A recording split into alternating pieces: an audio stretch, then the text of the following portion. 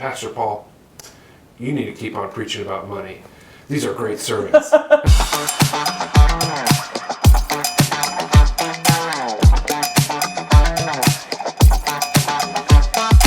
Hey everyone, welcome to my Pastor Paul update. Thanks for joining me today. We continue our discussion on the capital campaign. Hopefully you received the capital campaign prospectus in the mail. If you haven't, we've got plenty up here at church.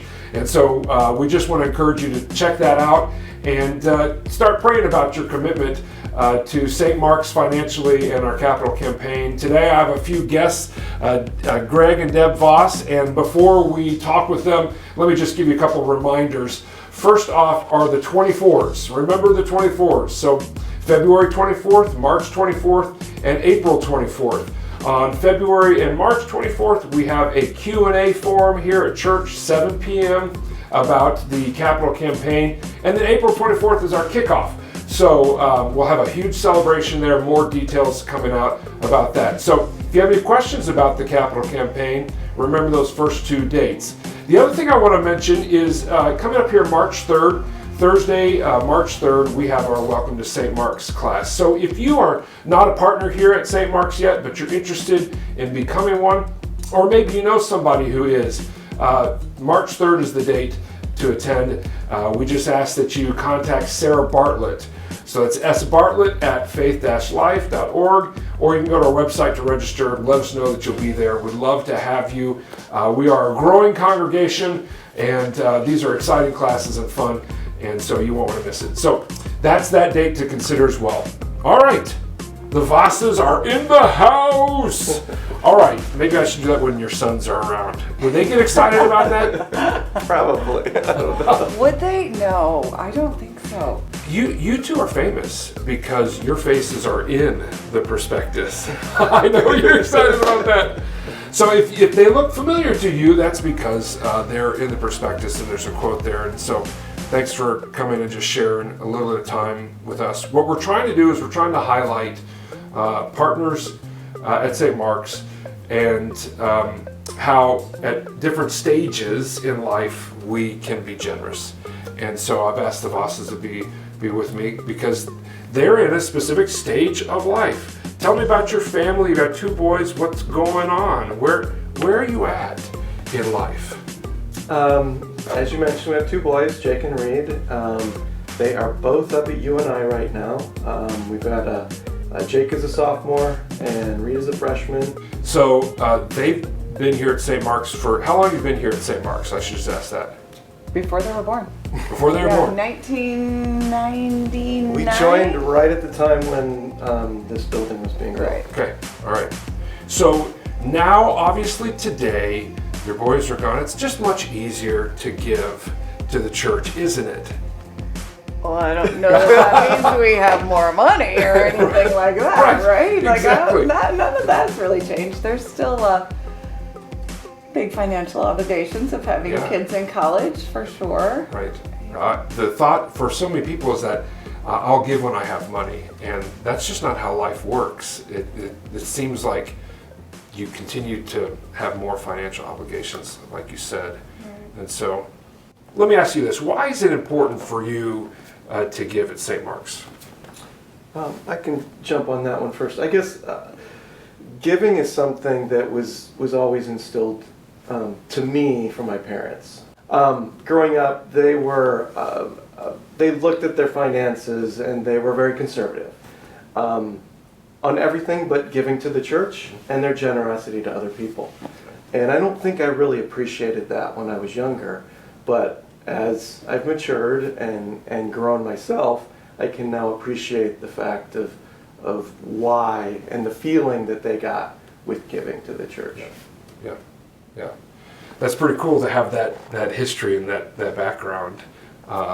Somebody talked to me this last Sunday, the same kind of story, that their parents didn't have a lot of money, but whenever a missionary would come into town to their church, they always found a way to give more money, and which is really, really special. So tell me, how does generosity affect your faith life? I mean, how has it affected your faith as you've given over the years? Growing in our relationship with Jesus has definitely affected how we give. I mean, we talked about how it kind of started. It starts with the giving of our time, providing a meal for somebody in need, or volunteering somewhere, just whatever talents that God has given, giving in that way. And then that kind of fills you with that feeling of peace, of joy. But God doesn't only call us to give in those ways. He also calls us to give monetarily with our money. It says that in the Bible that God loves a cheerful giver. And so that feeling of peace and joy also comes as we give of our finances. And I think that your giving changes as your faith grows, right? And I think that also, I think giving and involvement kind of go hand in hand. And whether you first are involved, then you become a giver, or you give, and then that leads to more involvement. But I think they go hand in hand. So you've been here long enough to know that this is another capital campaign in a long line of capital campaigns, right? I mean, I think what the term maybe we're a little exhausted with capital campaigns is very much true, but there's a lot of importance to this campaign. What excites you the most about this capital campaign? We've talked about this one too, and I think we come from different perspectives on this, and I would say that's a tough question to ask somebody who's a real estate financial person in the business field, because I deal with mortgage debt on a daily basis.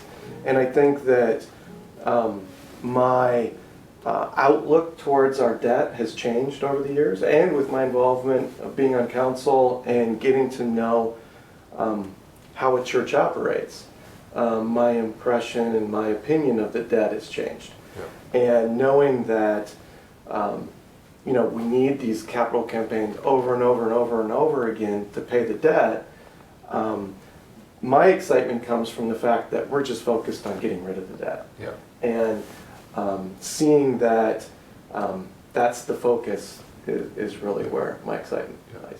Where Deb is got a different perspective. Spouses have different perspectives. I know, isn't that crazy? So when he said that, I'm like, oh my gosh, that's a really good answer. I'm like, here's mine, and I don't know what anybody will think about this, but part of what I thought of when my husband approached that question was, all the old capital campaigns, somebody came knocking at your door. And not that there's anything wrong with that, there's certainly not, but this one is different.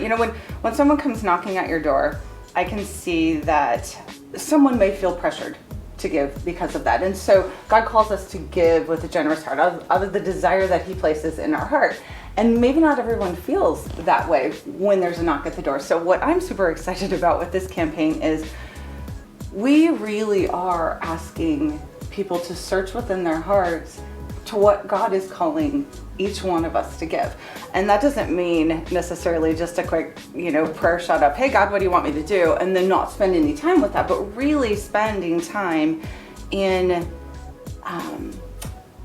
prayerful devotion with him, just that like you would in any relationship, that sitting down and talking to God about that, and spending time in the Word, and digging in to see where he's placing each one of our hearts. And so I'm super excited to see at the end of this, where will we be? Will it be greater than what we've asked for because that's what God has placed on our hearts?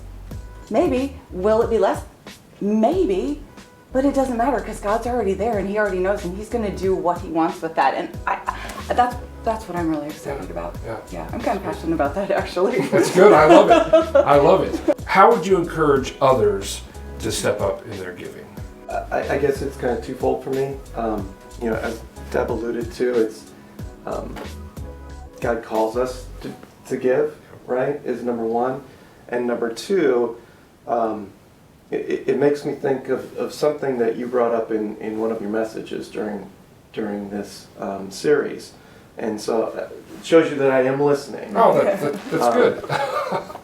But it's hard to describe the feeling of giving and what you feel out of it. But you mentioned that going back to Christmas and thinking about gifts at Christmas, and you know, as a young child or a kid, your vision of Christmas is receiving gifts, right? And as you mature and kind of feel your opinion changes and your feeling changes, and you want to give to people to see how they react, and just that feeling of giving. Just really spend some time with God and prayerfully consider what He's asking you to give.